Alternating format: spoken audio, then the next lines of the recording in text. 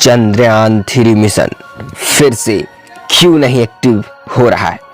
मिल गया बहुत बड़ा कारण। अमेरिकी सैटेलाइट ने स्पेस में कर दिया बड़ा खेल।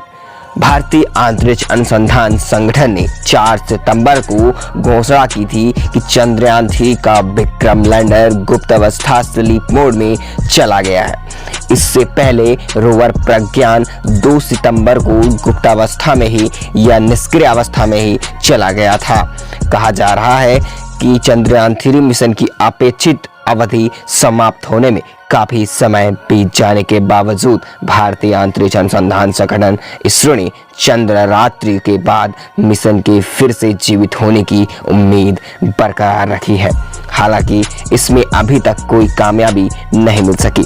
माना जा रहा है कि जैसे ही विक्रम लैंडर और प्रज्ञान रोवर चंद्रमा की सतह पर सोए, यूएस स्पेस फोर्स सैटेलाइट के प्रक्षेपण ने पृथ्वी के ऊपर वायुमंडल में एक छेद कर दिया होगा। ऐसा कारण हो सकता है कि प्रज्ञान रोवर नहीं जग रहा। चंद्रयान-3 मिशन के लैंडर और रोवर को चंद्रमा पर सिर्फ एक चंद्र दिवस के लिए काम करने के मद्देनजर डिजाइन किया गया था, यानी लगभग 14 दिन, और वही समय काफी पहले बीत चुका है। ऐसा इसलिए है क्योंकि मिशन के इलेक्ट्रॉनिक्स जो होते हैं उसको लेकर के इलेक्ट्रॉनिक्स को रात के समय चंद्रमा पर रश्मि यानी चरम स्थितियों का सामना करने के लिए डिजाइन नहीं किया गया था, जहां तापमान 200 डिग्री सेल्सियस से भी नीचे गिर सकता है और सौर संचालित मॉड्यूल के काम करने के लिए बिल्कुल भी सूरज की रोशनी नहीं है। दिलचस्प बात यह है कि अगर रूस का लूना 25 चंद्रमा पर सॉफ्ट लैंडिंग करने में कामयाब होता है तो उसका प्रदर्शन काफी बेहतर होता है। रूसी मिशन को प्लूटोनियम और रेडियो आइसोटोप डिवाइस के साथ डिजाइन किया गया था, जो परमाणु बैटरी जैसा कुछ था। वहां परमाणु बैटरी गर्मी उत्पन्न कर सकती थी, जो उपकरणों को कम तापमान में भी जमने से बचा सकती थी। चंद्रयान-3 मिशन में ऐसी कोई सुविधा ना होने के बावजूद इसरो को अब भी उम्मीद है मिशन के उद्देश्य पूरे होने के बाद अंतरिक्ष एजेंसी ने लैंडर और रोवर के जीवन काल को बढ़ाने का प्रयास करने का मौका लेने का फैसला किया है।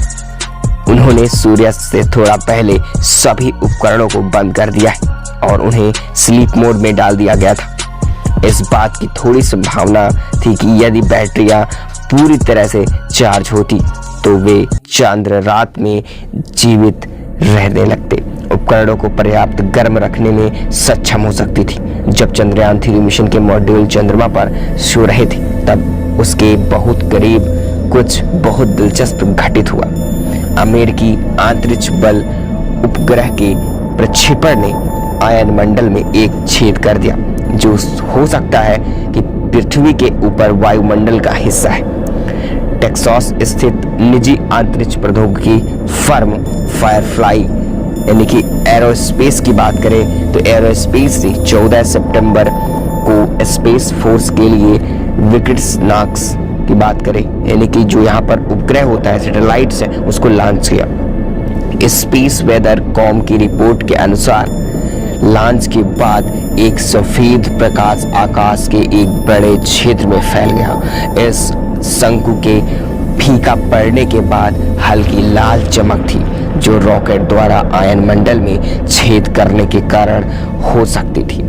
अंतरिक्ष अभियान में बड़ी छलांग लगाते हुए 23 अगस्त को भारत का चंद्र मिशन चंद्रयान-3 चंद्रमा के दक्षिण ध्रुव पर उतरा, जिससे देश चांद के इस क्षेत्र में उतरने वाला दुनिया का पहला तथा चंद्र पर सॉफ्ट लैंडिंग करने वाले दुनिया का चौथा स्थान बन गया।